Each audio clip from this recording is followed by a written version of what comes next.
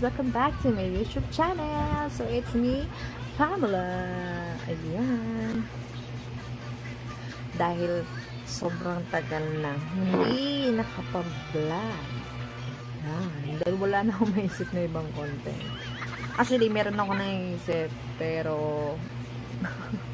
hindi ko magawa kasi tinatamad. Ayan. So, since dahil pinanood ko yung advice ni Leti sha na dapat daw hindi tinatamad. Ayan. So, dapat daw lagi may upload na videos. At syempre, kailangan isipin kung ano yung mga content. Diba? Yung maganda. Ayan. So, wala naman ako ibang maisip na content dahil still lockdown pa rin dito sa bahay. So, wala tayong iba gagawin guys, kundi mag-makeup. Ayan. So, para maging ma-master ko na yung pag-makeup, sige mag-makeup tayo best. So, makeup lang. Ayan. Sa pag-makeup na to, inspired ako syempre kay Leti sha. Syempre, number 1 Leti sha lang. So, yung makeup ko, medyo gagayahin ko yung sa intro niya. Ayan, yung intro niya. Ayan, diba? Ang ganda-ganda niya siya. So, try ko lang naman gayahin. Andito po si Chloe, nanggugulo. Lagi na lang siya nanggugulo, guys, pag nagbablog ka. So, start. Lagay tayo ng primer. Yan, hindi naman ganun kainit today, kaya pwede tayo maglagay ng primer. Konting concealer lang. Concealer na lang muna nalagay ko. Ayoko naman na ng foundation dahil ayoko nang masyadong makakapal sa makeup. Takpan lang natin yung mga sumpa-sumpa, besh. Ayan, sa leeg, para pantay. Thank you nga pala guys sa mga nakapanood kay Leti sha, yung ginaya ko. Yung kalokohan na ginawa ko nung araw na yun. Yan. Yung pagkagaya ko kay Leti sha dun, parang matandang Leti sha yun eh.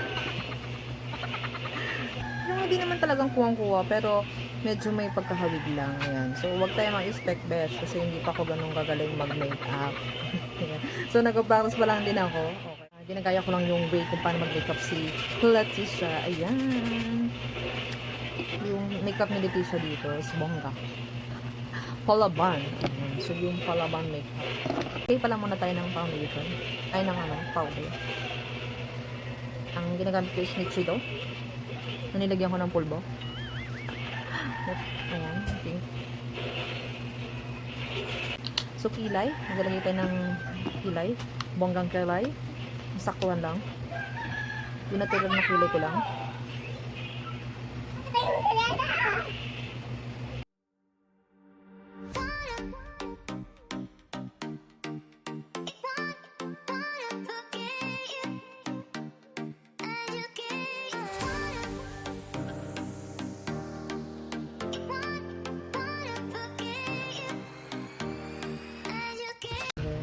So, sa mga hindi marunong mag-makeup yan, practice lang din kayo kagaya ko. Hindi naman kasi sinabi sa YouTube na pag nag-vlog ka is dapat perfect dito. Hindi besh. Yung nasabi ni Leti sha, huwag kang matakot na magkamali. Ayan. So, pag nagkamali tayo, doon tayo matututo.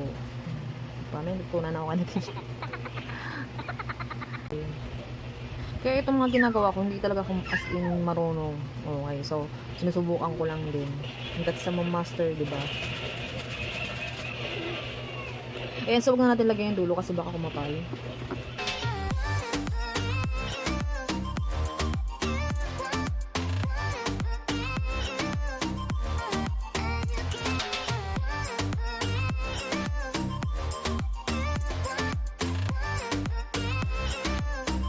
So, next step natin is maglalagay natin ng concealer sa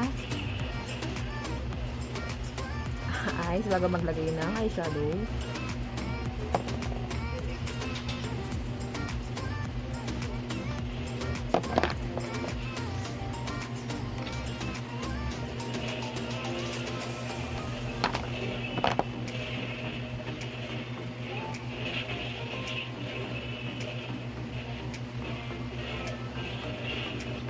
And then, eyeshadow. So, may pagka-red-orange yung nilagay niya. So, itong red at saka ito. So, kasamahan natin.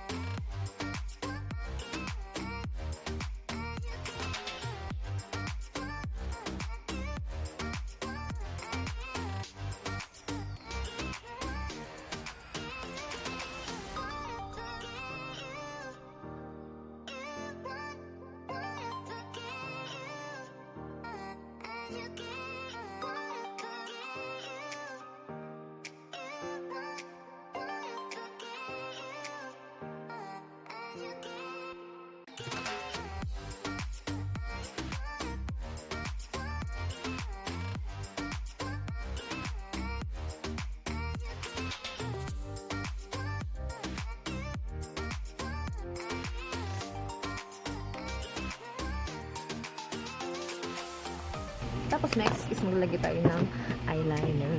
Ang eyeliner ko lang dito is kulay brown.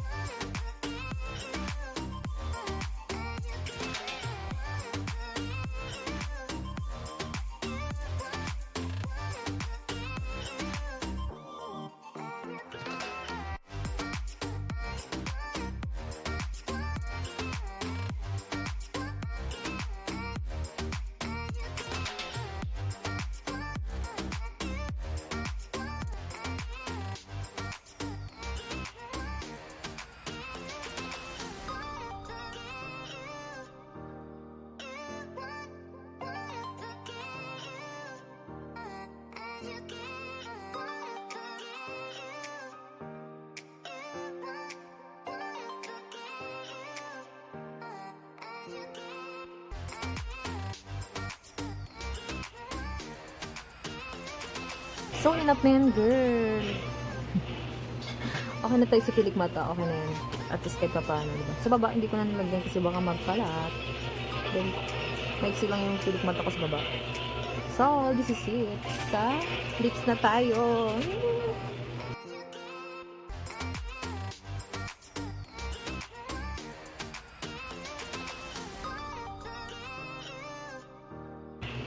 Ayan. So, dahil medyo may pagka-pink yung ating lipstick, so lagyan natin ng iba pang patungan natin para medyo may pagka-dark. So, ang gagamitin ko is yung Maybelline.